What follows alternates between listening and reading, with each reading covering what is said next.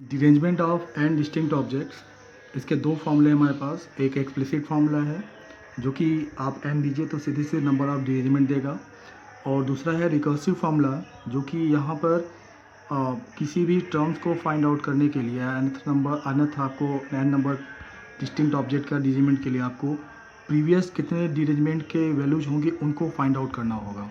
तो उसके लिए एक रिकर्सिव फार्मूला यहाँ पे दिया हुआ है, उसको हमें डिराइव करना है और उस पर कुछ प्रॉब्लम भी एक प्रॉब्लम इसको आज डिस्कस किया जाएगा। ठीक है, तो हमारा आज का फोकस है इस रिकर्सिव फार्मूले के ऊपर कि इसको कैसे हम डिराइव कर सकते हैं और उसके कंसेप्ट को हम प्रॉब्लम सॉल्व करने के लिए कैसे लगा सकते हैं। तो इसमें दो चीज़ें हैं। पहला चीज़ तो D1 D2 की वैल्यू यहाँ पे 0 1 दिया हुआ है, इसको बताना है कि D1 D2 0 1 कैसे होगा।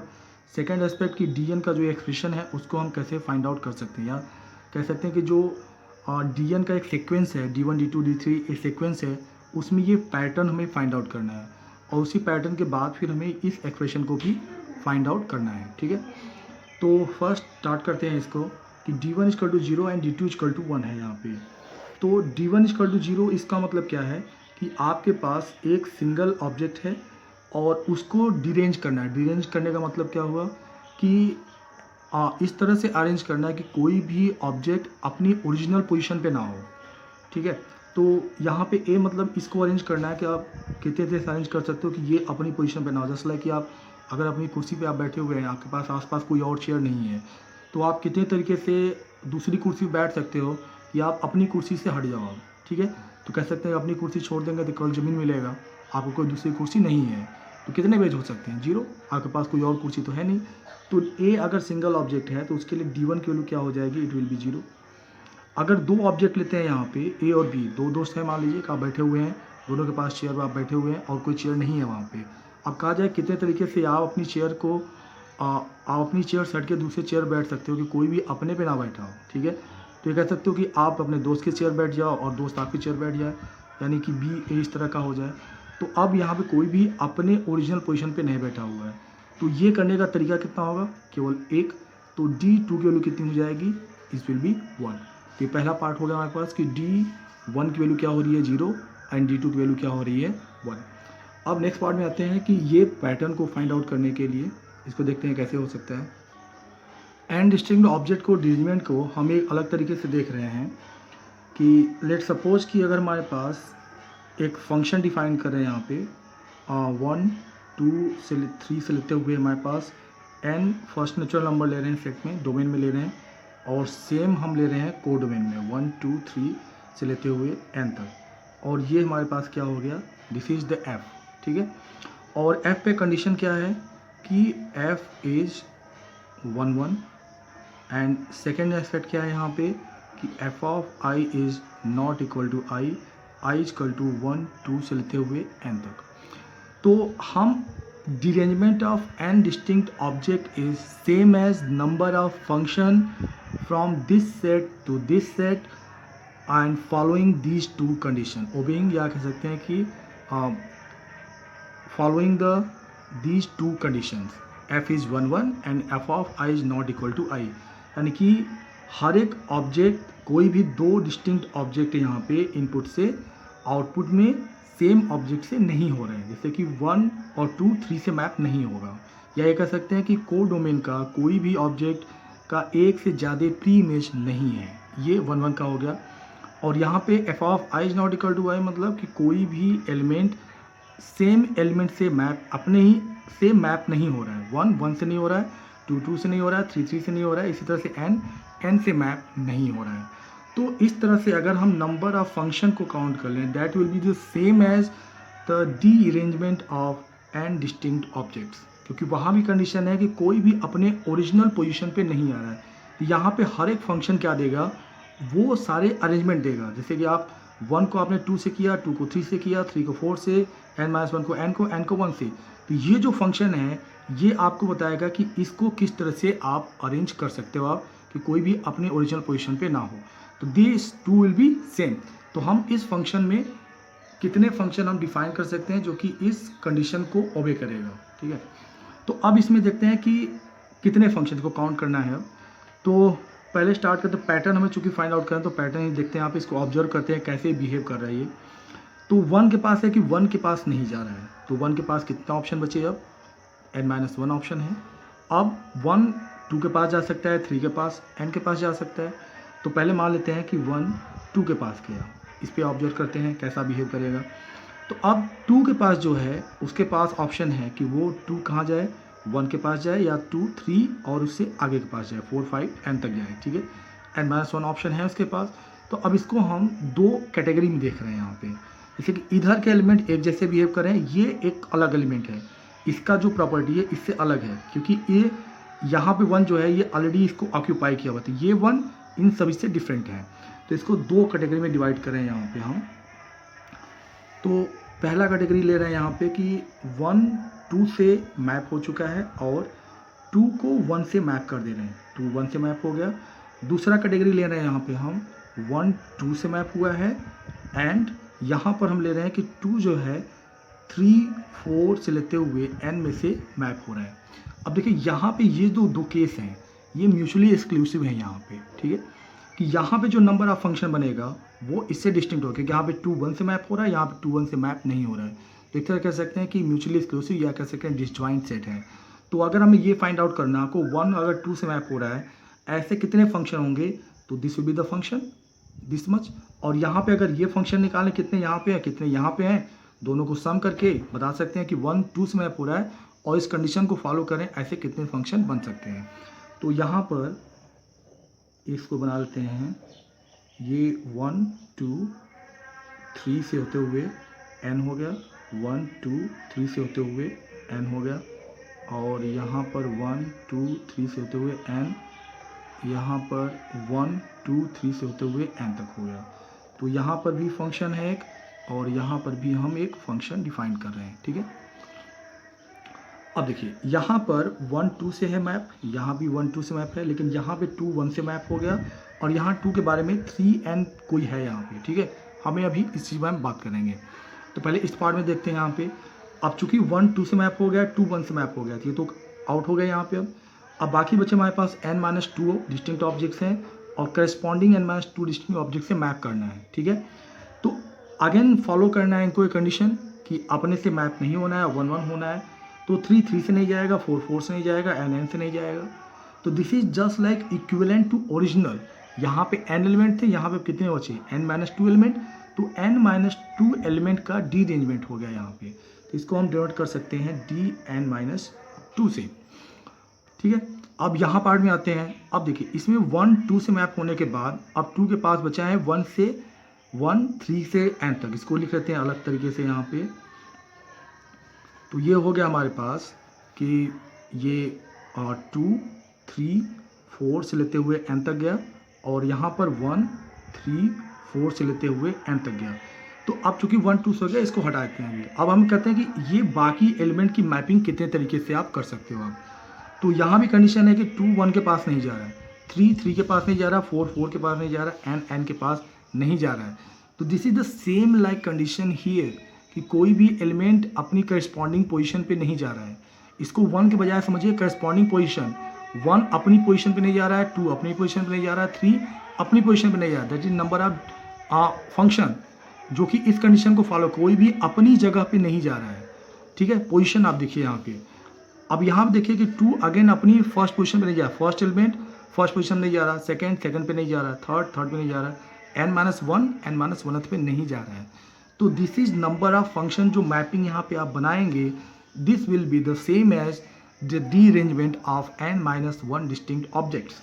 तो यहाँ पे ये हो जाएगा dn-1, ठीक है। अब ये कह सकते हैं जो चूंकि ये दोनों म्यूचुअली एक्सक्लूसिव डिसजॉइंट यहाँ पे सेट बन रहे थे यहाँ पे, तो यहाँ पर 1 से 2 के लिए 1 जब 2 पे जा रहा है तो नंबर ऑफ मैपिंग कितने पॉसिबल होंगे, this will B dn-2 plus dn-1, ठीक है। ये 1 से 2 के लिए हो गया। सिमिलरली अगर 3 के पास जाता, 1 3 के पास जाता, तभी क्या होता, इतने ही नंबर आएंगे। सेम सिचुएशन है, 4 के पास जाएगा 1 तभी इतना आएगा, n के पास जाएगा तभी आएगा। तो ऐसे कितने केस हुए, n-1, तो ये n-1 टाइम्स कर सकते हैं यहाँ पे। तो ये क्या हो गया कि 1 हमने जो फंक्शन का मैपिंग था उसको हमने n-1 पार्ट्स में किया, जब 1 2 में जाए 1 3 में जाए तो सारे केस तो हो गए। तो this will B this will be the same as the number of function from this set to this set and following these two condition. तो ये क्या हो जाएगा, this is equal to dn. तो ये हमारे पास एक फॉर्मूला यहाँ पे डिराइव हमने कर लिया. ठीक है, अब आते हैं हम अपने सेकेंड रिकर्सिव फॉर्मूले की तरफ.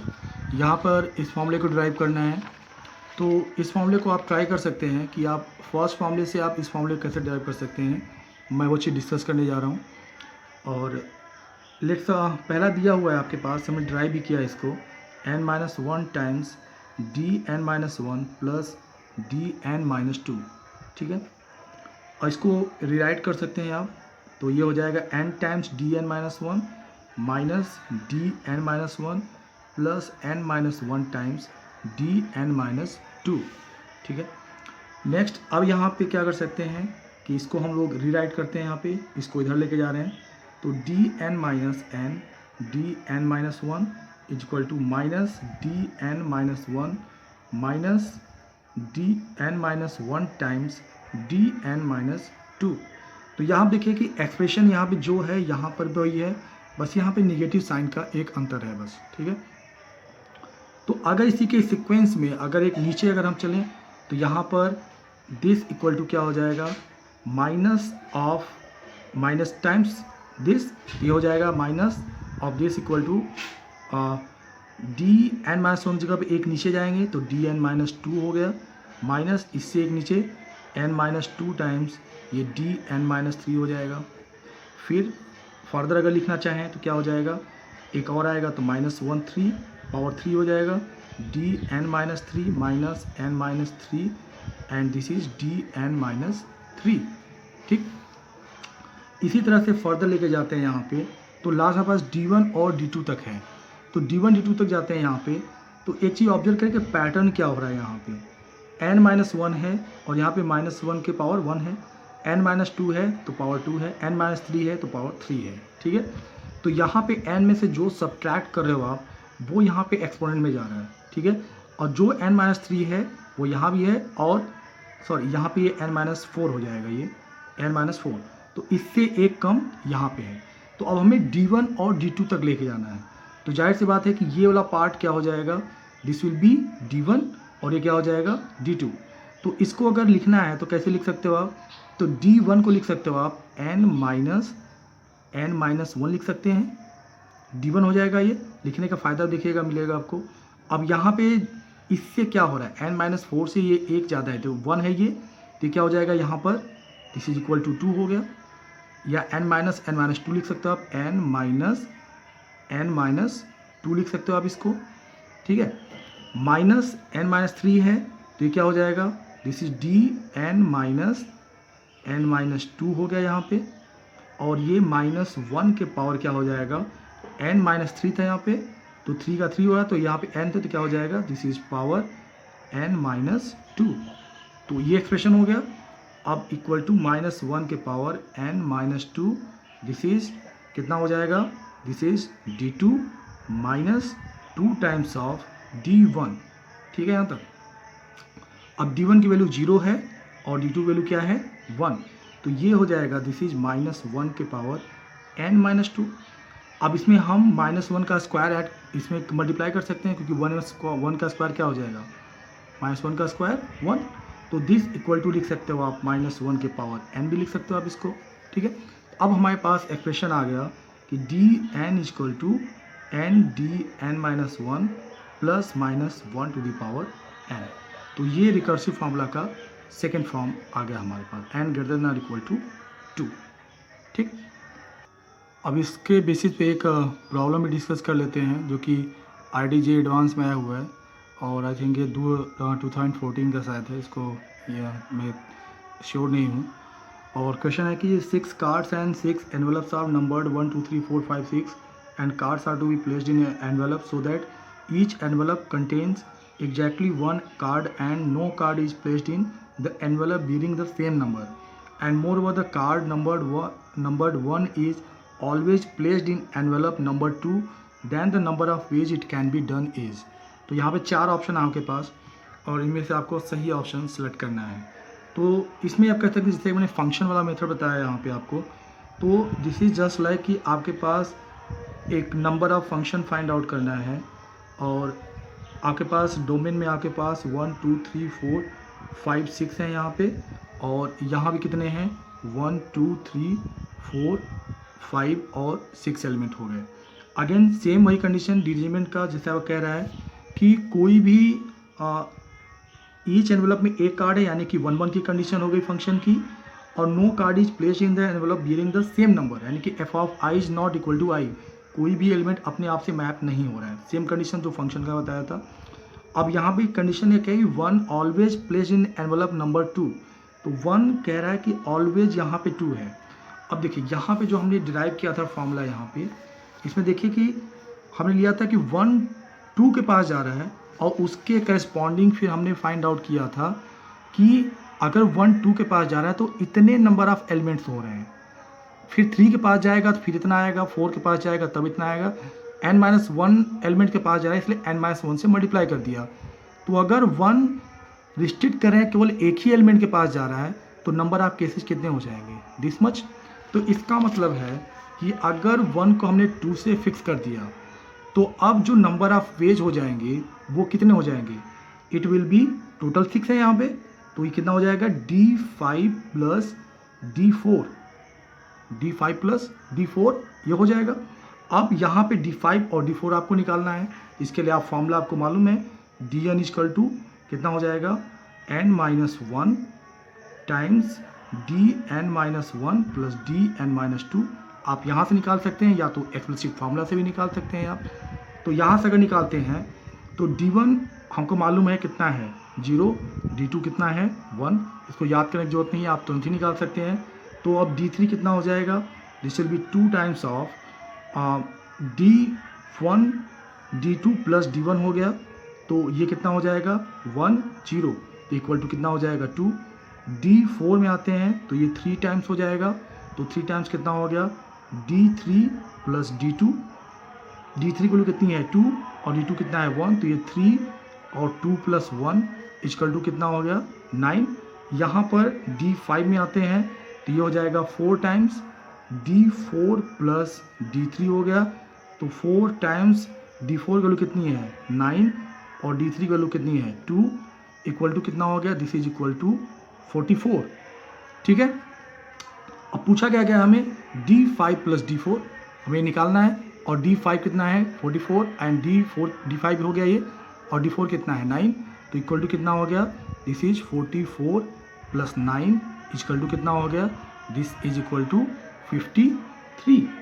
तो this is the answer, so C is the correct answer. ठीक है, यहाँ तक मेरी समझ से यहाँ तक सबको समझ में आ गया होगा।